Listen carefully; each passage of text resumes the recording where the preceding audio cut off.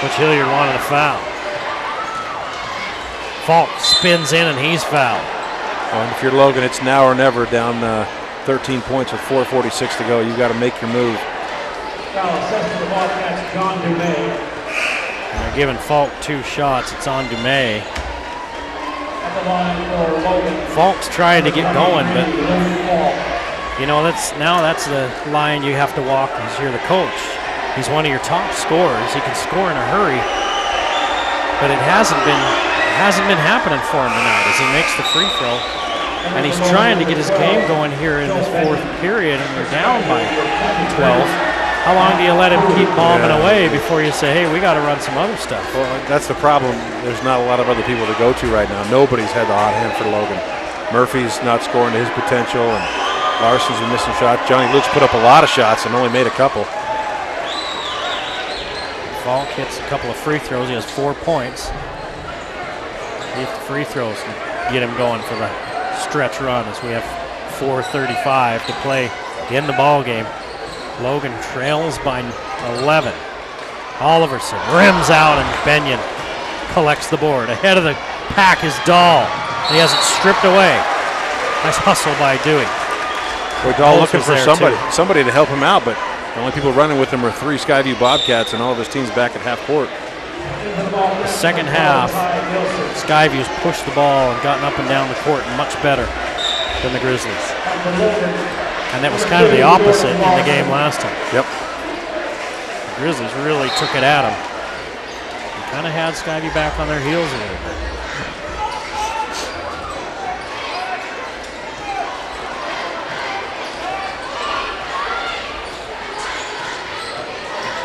Johnny Luke gets in the paint. He'll try it.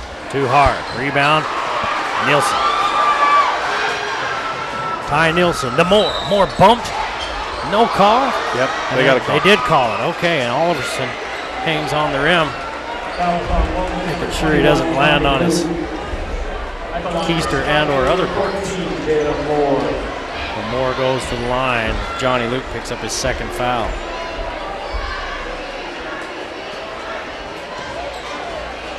Jalen Moore takes 16 points with him at the free throw line. And misses. Well, first of the game. All things being equal, I think our Valley Channel player of the game is standing at the free throw line. Yeah, I think you're right. He had 9 in the first half. He had 7 in that 3rd period when he had a big 3 to tie things up at the end of the 1st period. He's got 17 now. And a timeout as Skyview leads by 12, 49-37.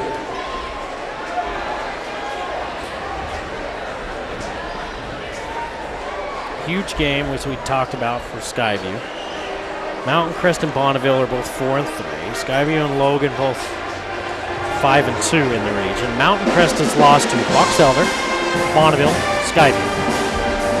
Bonneville's lost to Box Elder, Logan, and Skyview. Are you going to try and explain this? Is that what you're trying to do?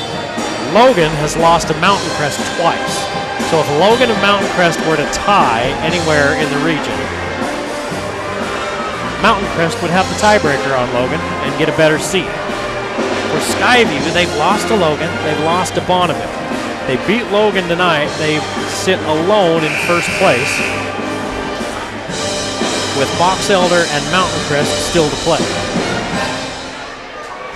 Big games. Should beat Box Elder, but you never know. And Mountain Crest, wow, you really never know there. In this game, if Logan loses, it drops him into a tie with Mountain Crest. If Mountain Crest beats Box Elder, it drops him into a tie with Mountain Crest, and Mountain Crest holds the tiebreaker. So effectively, it could drop Logan from #1 tonight. They could be #1 to start the night, and they could end up with the 4 or 5 seed by the end of the night. Now, having said all that, there's 2 more games to play after tonight. You are the reason that oil costs so much, you speculator. Yeah. It's your fault. I think you're a speculator. I'm just not that smart, so I don't bother doing it. I'm not smart. All I have to say, I think oil might rise someday. Gas will be expensive in the future. And then people give you money to do that? What? Murphy on the elbow. He's had a hard time getting going tonight. It's got to be 8 points for him. That is 11. 11. Quiet 11. 4 in the first half.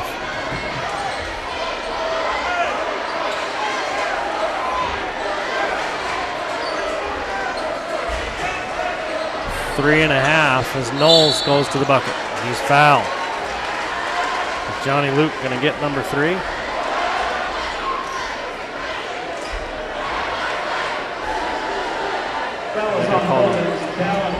Dahl. The Dahl, that's number 4.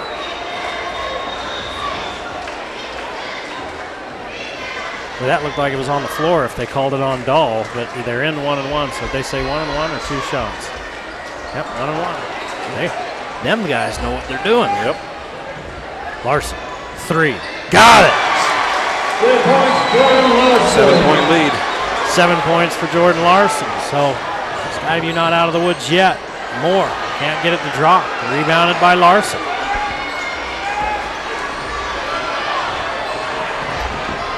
Murphy, another 3.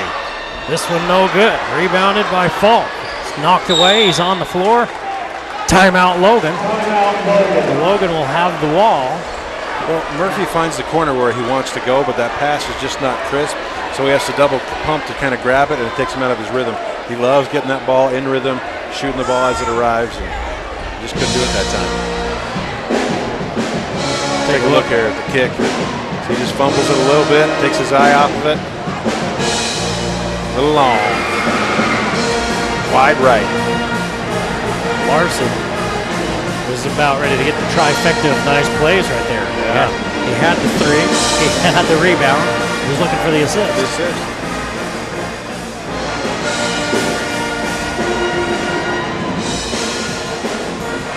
So Falk still scrapping. He talks about the tough night he's had shooting the ball. He pulls down that board. Knowles kind of poked it away from him, and then he got down on it, called timeout, did Falk.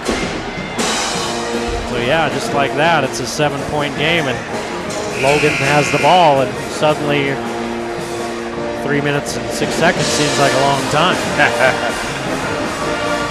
Especially if the shooters on the Logan side can get heated up. Murphy and Falk and Larson and Brimhall, they've got some deep threats.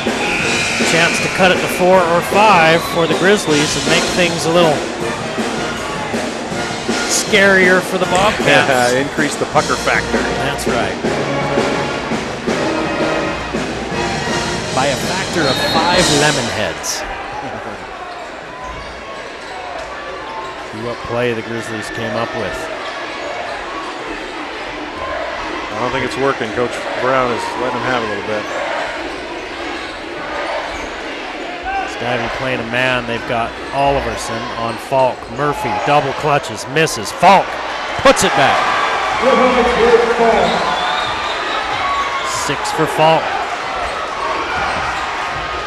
It's a 5-point game. 2:35 to play. Knowles was fouled. They got it. It's a one end. Knowles got to make the front of this to keep the breathing room that they've had. He missed his last. Look at the reach right here. Right there. Point. And that's a little. Murphy gets the foul. It is a foul, but I'm sure he didn't hit him hard enough to whip his head a second after it happened.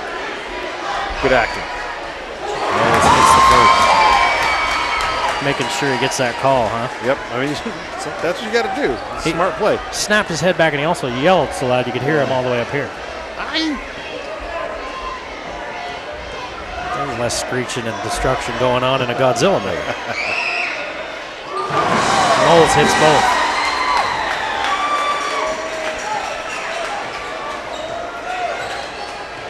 Knowles with 5.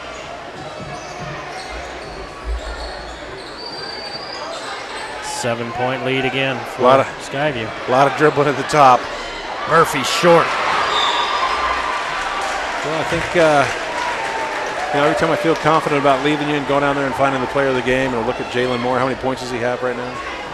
Jalen 16. Moore with 17. 17 points. I'm going to go down there and see if I can find him. Casey Oliverson's going to the line. He has 12. He's played a good game on both ends of the ball. So but I only have a large shirt, up so to it's you, going brother. to Jalen.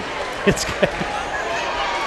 he's skinny enough to wear a large, even at 6'8". His shoulders aren't wide enough yet. Oliverson misses. That was the 10th team foul on Logan. So it's 2 shots from here on out for the Bobcats. Oliverson with 1 of 2. He has 13.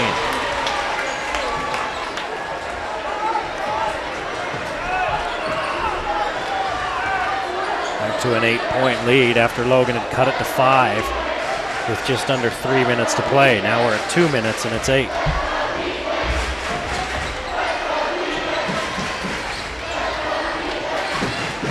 Johnny Luke will go to the line.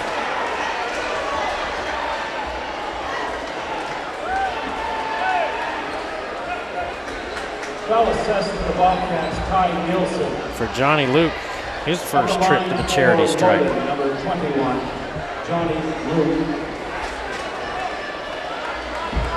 Nielsen. Well, they said he got a little too much body on him.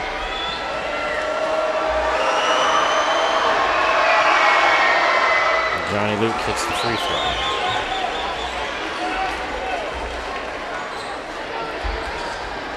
Next Wednesday, we're right back here, Mountain Crest at Skyview, and that one could have playoff seeding implications or region championship implications. Johnny Luke hits both. He has 6 points.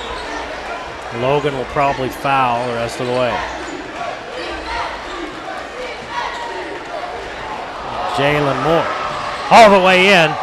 Misses, but Oliverson's there to clean up. 15 for Oliverson. And then he swats Larson. I mean, Lee's looking at Jalen Moore to be your player of the game. I think Oliverson's making a big statement as well as we look at our SC Needham Jewelers middle of the block sign of the clock. Look at his swat here by Oliverson. I've got him for 4 blocks.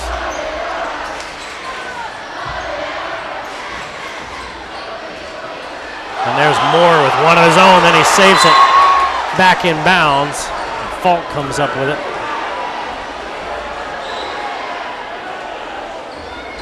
He's fouled by Nielsen. Nielsen has 2. Logan Brown looking on. His team 89 seconds away from dropping out of first place in Region 5.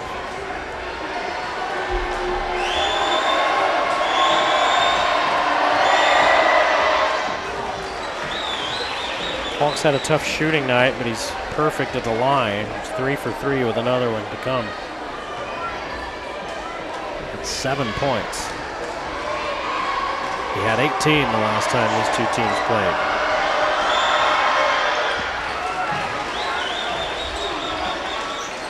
And he's got 8 as he hits both. Knowles blocked. A late whistle. They're going to call it on Falk. If they do, that's 5.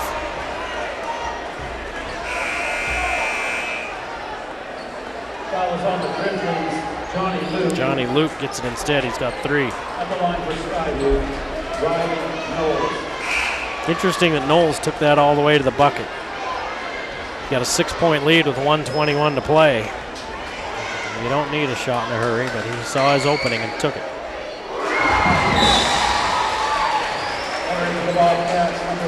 After missing the front end of a 1-and-1 earlier, Knowles is now 3 for 3. He's got 6 points in the game. Looking for 7.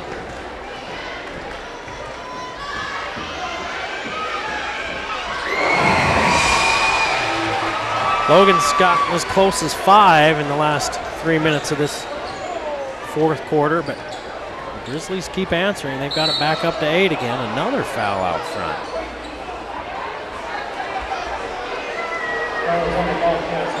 Mike Berenson picks up his 3rd. Johnny Luke shoots 2. Nope, still 1-and-1 for Logan.